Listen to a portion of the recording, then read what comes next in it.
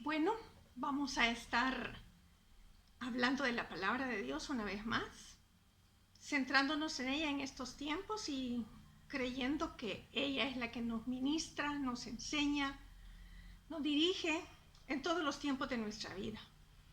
Y por eso creo que es conveniente que en estos precisos momentos que estamos viviendo, bueno, en el mundo estamos viviendo lo del coronavirus, pero cada quien está experimentando su propia situación. Por eso me gustaría que hablemos acerca de la carta de Pablo a los filipenses. Y el título de toda esta carta va a ser Amor y gozo en tiempos difíciles.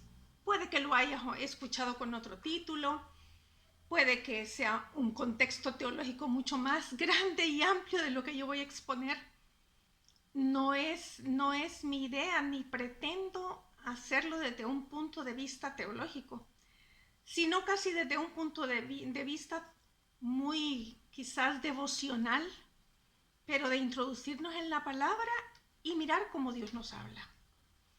Que encontremos en ella, como siempre en la palabra de Dios, porque toda la escritura es inspirada por Dios, útil para enseñar, redarguir, corregir e instruir en justicia, a fin de que el hombre de Dios sea perfecto, enteramente preparado para toda buena obra.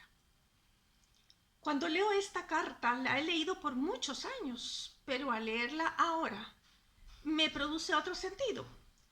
Y no dudo que Dios, quien está hablándonos, y puedes oírla quizás en otro lugar de otra manera distinta. Pero esta es la manera en que la he estudiado y quiero que vayamos por ella. No sé cuántas prédicas le va a llevarnos, pero no quiero que corramos. O sea, sobre todo hoy no es tiempo de correr. Y nunca debería ser tiempo de correr. Así que voy a compartirlo desde el punto de vista de Pablo y también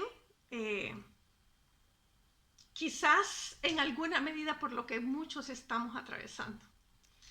Unos con la enfermedad, otros varados, otros sin enfermedad, sin estar varados en otros países, pero quizás varados en su propio país.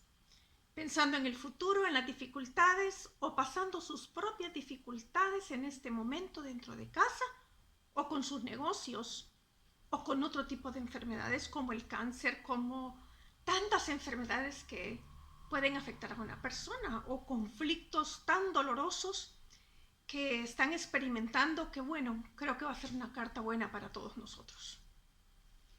Y amor y gozo en tiempos difíciles es lo que la carta de Pablo nos va a enseñar a través de este punto. Hoy vamos a ver la primera prédica que va a comprender unos cuantos versículos. Y vamos a ver que el título de Filipenses deriva su nombre de la ciudad griega en donde la iglesia a la cual fue dirigida se encontraba Filipos. Fue la primera ciudad de Macedonia en donde Pablo estableció una iglesia. Epafrodito había traído información acerca de la iglesia a Pablo en prisión. Ya había entregado la ofrenda de ellos. Está a punto de regresar a Filipos, habiéndose recuperado de una enfermedad casi fatal. No es nada nuevo. Y eso a mí me alienta y me da esperanza. No voy a comentar, pero no se imaginan bajo qué condiciones yo estoy haciendo esta prédica. Algunos sí saben. Pero bueno, sigamos adelante porque lo que nos importa es lo que Dios nos va a hablar. El énfasis en esta carta, que es la sociedad de Pablo y los filipenses en el Evangelio, Cristo como la clave para todo en la vida desde el principio hasta el fin. El conocimiento de Cristo por medio de llegar a ser como Él en su muerte. Regocijarse en Cristo aún en el sufrimiento. La unidad por medio de la humildad y el amor. La certeza y la búsqueda del premio final. Ayer yo estaba haciendo un devocional que he estado realizando como un estudio en otro contexto, en un libro de Beth Moore llamado La Expedición. Y voy casi en mi quinta semana, pero esas semanas se me han hecho 3 meses, esas semanas. Y también fue para mí muy importante saber que el evangelio que hemos creído No es un evangelio donde todo va a salir conforme a lo que yo quiero. Porque si somos hijos de Dios, su perfecta voluntad es buena, agradable y perfecta. Y Él nunca dijo que siempre íbamos a tener una rayita de felicidad. Y durante 40 años en el evangelio que he vivido, yo puedo decir con certeza, han habido momentos alegres, han habido momentos de tristeza, han habido momentos de llanto, pero han habido momentos de risa. Pero en todo esto he sido pulida, enseñada, moldeada para que la excelencia sea de Dios y no mía. Y para el gozo que ha producido cada prueba y cada situación al final, pueda producirse en otros la esperanza y la seguridad que Cristo está con nosotros y que Él puede hacer que todo esto se convierta en bendición para muchos. Así que vamos a entrar un poco en la carta de Filipenses. Y quizás pensemos, ¿cómo leer Filipenses? Pues por lo que Pablo nos enseña, con gozo, gozo y más gozo. No es el tema de vivieron por siempre felices. Pablo describe la realidad de cada cristiano que puede experimentar y nos afirma con seguridad que nada puede arrebatarnos el gozo que tenemos en Jesús. Hay gozo en medio de los conflictos más dolorosos. Hay gozo cuando se sirve con un espíritu de humildad. Hay gozo cuando se conoce y se da a conocer a Jesús, junto con sus incomparables bendiciones.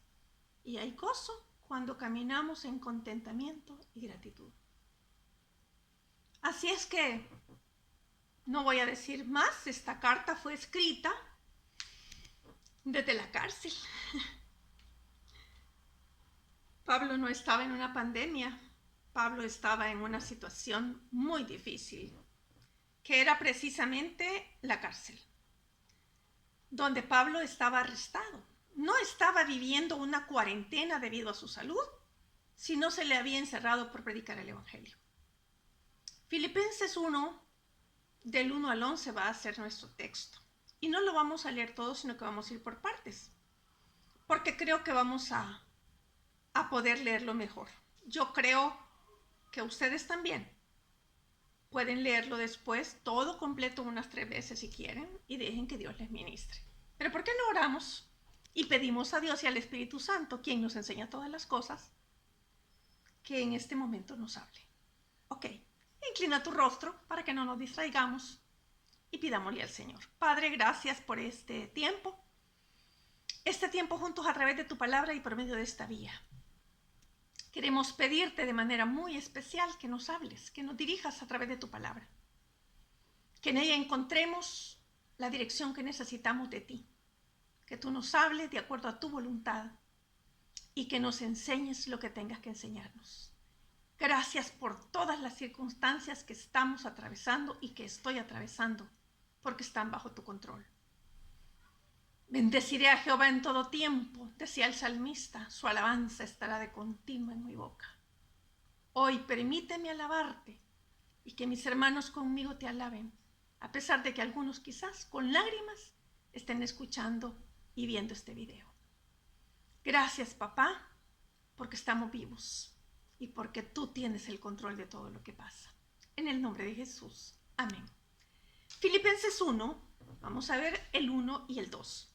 Pablo y Timoteo, siervo de Jesucristo, a todos los santos en Cristo Jesús que están en Filipos.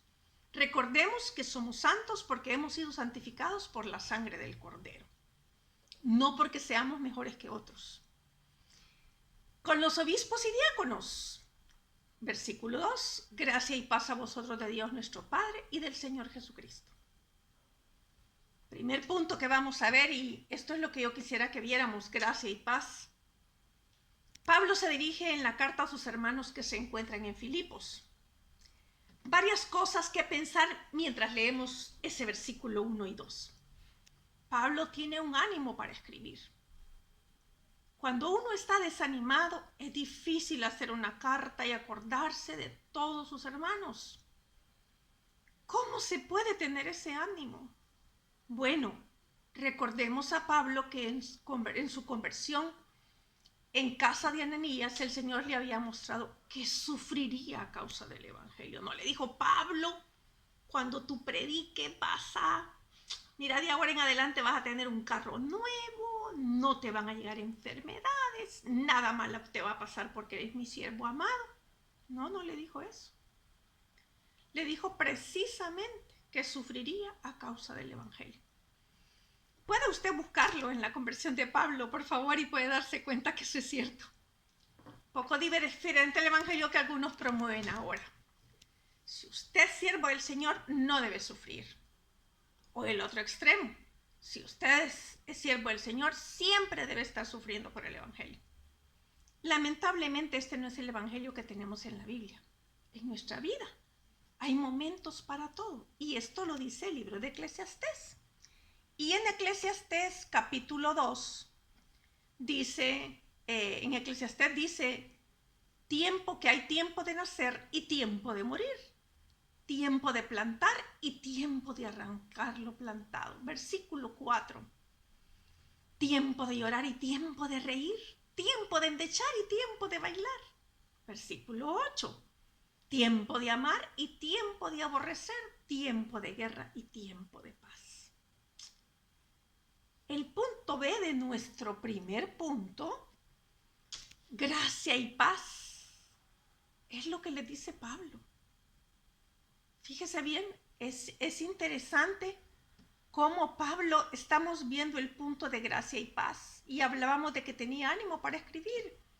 Ahora estamos viendo que en gracia y paz, cómo alguien estando preso puede escribir a sus hermanos y hablarles de gracia y paz. Bueno, en un ambiente regular o bueno, es fácil decirlo. Pero para alguien que se encuentra prisionero o en dificultades, ¿cómo puede decir a otros gracia y paz? Si generalmente cuando estamos en un sufrimiento estamos pensando más en nosotros mismos que en otros. Y la tendencia a veces es centrarnos en lo que nos pasa a nosotros y no en otros. Porque el egocentrismo es así. Y no digo que sea malo que lloremos por lo que nos pasa. No digo que sea malo que hagamos preguntas al Señor. No digo que sea malo que con otros podamos compartir lo que nos está sucediendo. Digo que Pablo había llegado a un nivel muy interesante. Aunque este mismo Pablo dijo que cuando estuvo en Macedonia, dijo que habían conflictos de fuera y temores de dentro. Todos podemos tener estas situaciones, pero él ahora está hablando en medio de todo esto de gracia y paz. Bueno, es que en la vida de Pablo podemos deducir que su concepto de la vida y la paz era totalmente diferente al que muchos tenemos hoy día. Para Pablo, una prisión física no era una limitante para tener paz. La paz de la que Jesús nos habla y la cual él había aprendido a conocer. Juan 14, 27 nos la dice cuál es. La paz os dejo, mi paz os doy. Yo no os la doy como el mundo la da. No se turbe vuestro corazón ni tenga miedo. Paz, literal o figurativamente, significa prosperidad. No es lo económico, no es no tener problemas, sino una paz, una quietud, un descanso que está establecida en nosotros. Eso no viene de nosotros, eso viene precisamente de Cristo Jesús. Es Él que nos da esta paz, es Él quien ya nos dio esta paz. Pablo había permitido que en su mente, corazón y alma gobernara lo que Dios decía, y esto es lo que vivía diariamente. En Colosenses 3, si tú me acompañas, versículo 12, dice, vestíos pues como escogidos de Dios, santos y amados, de entrañable misericordia, de benignidad, de humildad, de mansedumbre, de paciencia, soportándoos unos a otros y perdonándoos unos a otros, si alguno tuviere queja contra otro, de la manera que Cristo os perdonó, así también hacedlo vosotros. Y sobre todas estas cosas, vestidos de amor, que es el vínculo perfecto. Mire el siguiente versículo 15 lo que nos dice. Y la paz de Dios gobierne en vuestros corazones, a la que asimismo fuiste llamados en un solo cuerpo, y sed agradecidos. Vestidos pues como escogidos de Dios, soportándoos unos a otros y perdonándonos. De la manera que Cristo os perdonó, también debemos hacerlo. Vestirnos de amor, y la paz de Dios va a gobernar nuestros corazones, a la que fuimos llamados en un solo cuerpo. Por esta razón, Pablo estaba enfocado en lo que dice la Biblia y había practicado aún dentro de la cárcel. Y él seguía vestido y practicaba el amor. Por tanto, esto lo llenaba de paz en medio de la situación difícil. Y eso anhelaba para sus hermanos, porque eso les está trasladando desde la cárcel en esta carta. Nuestro literal 2. Rogar con gozo. Versículo 3 de la carta a los Filipenses, capítulo 1, versículo 3. Doy gracias a mi Dios siempre que me acuerdo de vosotros, siempre en todas mis oraciones, rogando con gozo por todos vosotros, por vuestra comunión, versículo 5, en el Evangelio, desde el primer día hasta ahora, estando persuadido de esto, que el que comenzó en vosotros la buena obra, la perfeccionará hasta el día de Jesucristo. Hay dos cosas que yo he subrayado en mis versículos. En el versículo 4, rogando con gozo por todos vosotros. En el versículo 6, estando persuadido de esto, que el que comenzó en vosotros la buena obra, la perfeccionará hasta el día de Jesucristo. Vamos a ver algunas cosas importantes mientras estudiaba esta parte. Pablo no se quejaba de sus hermanos en Cristo. Bueno, estas son buenas lecciones para nosotros. Sino que daba gracias a Dios por ellos. Y quizás usted me preguntaría, o yo también me lo he preguntado, ¿sería que los hermanos de Pablo no tenían defectos? Que entre sus relaciones interpersonales no había dificultad. Que ellos eran tan unidos, tan buenos, no eran chambrosos, no eran quejosos, todo lo iban haciendo cabalito como se les enseñaba, eran gente dedicada, constante, de ninguna manera. Estos eran tan humanos como tú y como yo.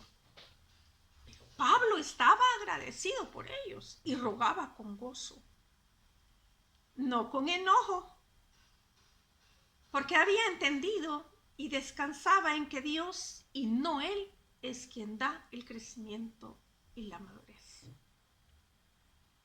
¿Y qué significa ruego? Significa una súplica. ¿Y este gozo qué significaba? Bueno, el original dice que es alegría. Esto es calma, delicia, enorme alegría. Estar excediendo, lleno, pleno, así, lleno y pleno. Rogaba con gozo Pablo. Esto es un desafío para nosotros. Al ver a nuestros hermanos en Cristo, unos adolecen o fallan de algunas cosas, pero nosotros también fallamos o adolecemos de otras. Por lo tanto, deberíamos recordar que al igual que Pablo, que quien está haciendo la obra en ellos no es él. Y el que está haciendo la obra en ellos no soy yo, cuando son mis discípulos. Es Dios y Jesucristo. Porque el que comenzó la obra en nosotros, en todos en el mundo, la va a perfeccionar hasta el día de Jesucristo. Así que en vez de criticarnos, deberíamos rogar con gozo por nuestros hermanos. Sé que esta es una parte que nos cuesta a muchos, porque los que hemos sido perfeccionistas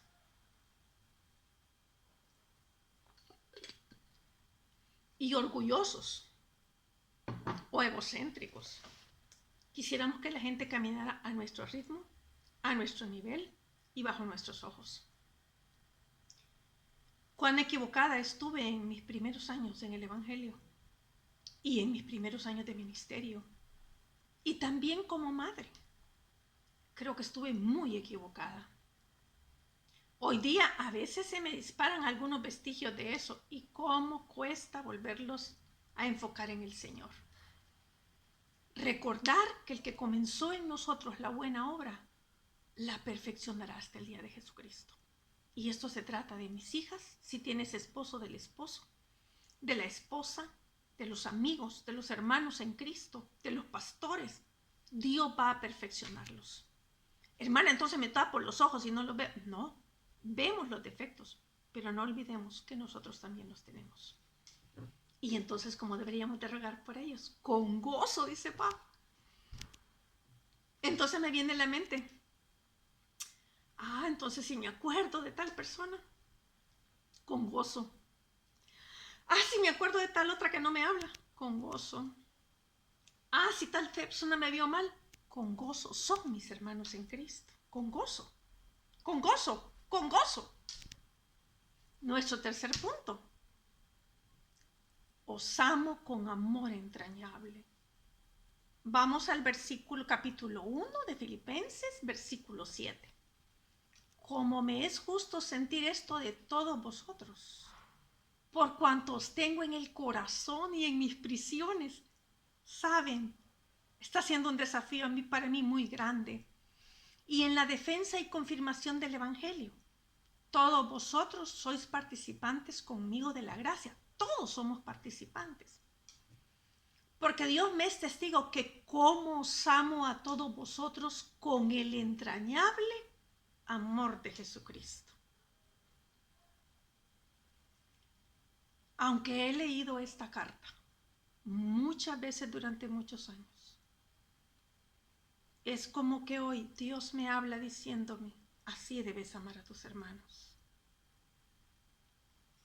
Aunque tengas tiempos difíciles, aunque estés pasando por una crisis, debes orar y rogar con gozo por ellos y amarles con entrañable amor. Esta es la clase de amor que proviene de Dios. No era un amor fingido. Era un amor que Dios conocía, porque Dios todo lo conoce. A quien Pablo no le podía mentir. Este amor era entrañable. ¿Qué significa entrañable? En su original, probablemente fortalecido. Tan profundo como tenemos el vaso allá en los intestinos, en las vísceras. Y dice que literalmente en plural, ¿verdad? Figurativamente, como el intestino. Es un afecto tan interno que Pablo lo está experimentando, por cierto, y así deberíamos experimentarlo nosotros. Pero también habla que este afecto esto era una misericordia y un afecto profundo desde muy adentro de nuestro ser. Pero era un amor como el amor ágape. Ese amor que no está regido por circunstancias, no está regido por lo que nos dan. Es un amor como el de Cristo. Un amor donde debemos amar a los demás con un amor entrañable. Y yo creo que he amado a algunos hermanos con un amor entrañable. De verdad que les amo desde lo más profundo de mi corazón. Y ellos lo saben. Como a mis hijas también y a mi yerno. Algunos pastores que han sido tan especiales para mí. Y algunos amigos. Dentro del Señor les he amado con amor entrañable. He podido sentir su dolor. Pero también he podido sentir su alegría. Pero Dios me invita a amar a todos mis hermanos con amor entrañable. Quizás a estas alturas del mensaje tengamos que hacernos una pregunta muy personal. ¿Y yo estoy amando a mis hermanos con este amor entrañable? Esa pregunta solo tú te la puedes responder delante de Dios. ¿O soy de los que, si los puedo evitar, mejor? Y en ningún momento están en mis oraciones. Hay que hacernos estas preguntas. Realmente Pablo nos desafía a vivir el Evangelio. No solo asistir a una iglesia y recibir lecciones, sino a vivirlo. Querido oyente o el que me está viendo, sea que sigas al Señor o no, y si por primera vez estás viendo un video de este tipo, estos son los desafíos que como hijos de Dios debemos hacerlos. Y no podemos hacerlos en nuestras fuerzas. Por eso necesitamos a Cristo en el corazón. Recibirle y decidir caminar por lo que Él establece en su palabra. Somos seguidores de Jesús y debemos andar como Él anduvo. Solos no podemos hacer esto. Necesitamos del amor de Cristo en nosotros. Realmente Pablo nos desafía a vivir el Evangelio de esta manera. Nunca es tarde para que vivamos la palabra de Dios. Primero, porque amamos al Señor. Y debido a eso queremos obedecerle y seguir sus caminos. Nuestro punto final de hoy, punto cuarto, pido que vuestro amor abunde. Versículo 8 del capítulo 1 de Filipenses. Y esto pido en oración, que vuestro amor abunde aún más. O sea que no solo el amor que estaba diciendo, abunde aún más. Y más en ciencia y en todo conocimiento, para que aprobéis lo mejor, a fin de que seáis sinceros e irreprensibles para el día de Cristo, llenos de frutos de justicia, que son por medio de Jesucristo, para gloria y alabanza de Dios. Que vuestro amor abunde más y más en ciencia y en todo conocimiento. Versículo 11, llenos de frutos de justicia que son por medio de Jesucristo, para gloria y alabanza, no de nosotros, de Dios. Amor, es decir, afecto o benevolencia. Especialmente como si fuera una fiesta de amor, eso dice el original. ¿Y qué significa abundar? Excederse totalmente. Y dice en el original en exceso, pero también dice sobresalir, hacer mucho más, y dice abundancia, y dice aumentar, y dice permanecer en esa abundancia. Pablo abundaba en amor, él excedía de amor, él conocía a un Dios verdadero, había tenido un encuentro personal con Jesucristo, tenía su mente, alma y corazón rendidos a Dios. En el mismo libro de Filipenses, él nos dice, porque para mí el vivir es Cristo y el morir es ganancia. Ya en su momento vamos a ver eso cuando sigamos estudiando el libro de Filipenses. Vivía cada día amando a Dios y a sus hermanos. Pero también esto nos desafía a que nosotros tengamos este amor. Y esto nos lleve a amar de esta manera a todos nuestros hermanos. A desear y pedir a Dios por ellos para que también abunde en ellos este amor. En 1 de Juan, capítulo 3, versículo 10, dice la palabra de Dios. En esto se manifiestan los hijos de Dios y los hijos del diablo. Todo aquel que no hace justicia y que no ama a su hermano, no es de Dios. Versículo 11. Porque este es el mensaje que habéis oído desde el principio, que nos amemos unos a otros. No como Caín, que era del maligno y mató a su hermano. ¿Y por qué causa le mató? Porque sus obras eran malas y las de su hermano justas. Hermanos míos, no os extrañéis si el mundo os aborrece. Nosotros sabemos que hemos pasado de muerte a vida, en que amamos a los hermanos. El que no ama a su hermano permanece en muerte. Todo aquel que aborrece a su hermano es homicida. Y sabéis que ningún homicida tiene vida permanente en él. En esto hemos conocido el amor, en que Él puso su vida por nosotros. También nosotros debemos poner nuestras vidas por los hermanos. Grandes desafíos nos presenta Pablo en esta carta, escribiéndola desde la cárcel, escribiéndola de circunstancias difíciles. Dijo 4 cosas en el capítulo 1, del versículo 1 al 11. Gracia y paz, rogar con gozo por sus hermanos, amarlos con amor entrañable y pedir que su amor abunde más y más. Cierro diciendo que Eric Liddell nació en China, donde sus padres eran escoceses, trabajaban como misioneros para la Sociedad Misionera de Londres. A partir de los 6 años, él y sus hermanos Ross se educaron en Inglaterra en un colegio para hijos de misioneros. O sea, sus padres siguieron de misioneros y ellos en Inglaterra. Desde muy joven demostró grandes aptitudes para el deporte, sobre todo en el rugby y en las pruebas atléticas de velocidad. En 1920 se matriculó en la Universidad de Edimburgo, estudió ciencias exactas y en su etapa universitaria continuó entrenando y completando atletismo y rugby. En 1923 se proclamó campeón británico de 100 y 200 yardas. Pero él estableció un nuevo récord con 9.7 segundos que no sería batido hasta 35 años más tarde. Pero su gran momento llegaría a los 400 metros, donde lograría una victoria completamente inesperada con 47.6 segundos, que era además un récord olímpico.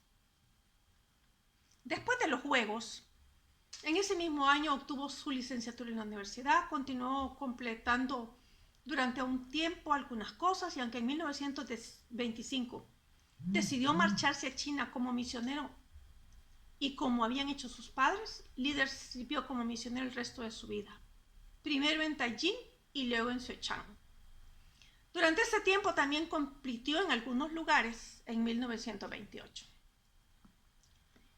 Cuando venció a varios atletas olímpicos en Francia y Japón. En 1930 ganó en los campeonatos del norte de China y también en ese tiempo realizó algunos viajes a Escocia. En el 32 se casó en Tianjin con Florence Mackenzie, hija de un misionero canadiense, con la que tuvo 3 hijas. A partir de 1941 la vida en China se volvió peligrosa debido a la guerra con Japón y la embajada británica les aconsejó que regresaran a Europa. Liddell decidió quedarse, pero envió a Florence y a sus hijas a Canadá. Mientras él aceptaba un nuevo destino en la misión rural de Sichuan, en marzo de 1943, cuando llegaron los invasores japoneses, fue internado en el campo de prisioneros de Waixiang, donde falleció en 1945 debido a un tumor cerebral. Pero déjenme explicarles algo. Mientras estaba en este lugar de prisioneros, él tenía guardados unos zapatos que eran sus zapatos más preferidos. Él se quedó y mandó a su familia porque creyó que todavía tenía que hacer mucho en ese lugar y ayudar a mucha gente que estaba sufriendo. Entonces llegó un momento en que uno de los prisioneros no tenía zapatos y él le entregó sus mejores zapatos porque dijo, él no tiene zapatos, ¿qué importan estos zapatos? Pero el punto más grande fue que llegó a amar a la gente con un amor como el que Pablo habla, un amor entrañable. A Eric Liddell le llegó como un salvoconducto, había llegado un avión para recoger a las personas del lugar donde él era y le dieron este salvoconducto para que saliera de la prisión. Pero Eric Liddell vio que una chica embarazada no tenía salvoconducto. Llegó a amar a esta gente tanto que le entregó el salvoconducto a esta chica para que ella saliera. Él ya tenía el tumor, pero decidió que ella viviera en vez de él. Estas son las cosas que en la realidad llamamos amor entrañable. Te dejo esta reflexión. para que lo pienses, cómo estamos amando a nosotros y cómo estamos viendo a nuestros hermanos. Que Pablo sea un desafío en nuestra vida. Lo está haciendo para mí y supongo que lo va a hacer para ti. Déjame orar y permíteme orar contigo. Que Dios permita que esto no sea solamente una teoría que entre a nuestra mente, sino una palabra que baje tan profundo a nuestro ser que produzca vida. Oramos. Gracias, Señor, por la oportunidad que nos das de estar en tu palabra y de poder aprender. Gracias porque Pablo, desde una prisión con circunstancias difíciles, escribe esta carta que hoy es de bendición para nosotros. Te damos las gracias, Señor, en el nombre de Cristo Jesús. Amén. Espero continuar enviándoles cada semana este video. Mi salud no está tan bien, pero yo espero poder estarlo para poder hacer el video. Y doy gracias a Dios por los que están orando por mí, les agradezco. La verdad que son momentos un poco difíciles, pero estamos sintiendo la fortaleza del Señor en medio de todo esto. Que el Señor me enseñe a amarles con amor entrañable y a ustedes también les enseñe lo mismo. Que Dios les bendiga y hasta la próxima. Que Dios les bendiga y hasta la próxima prédica.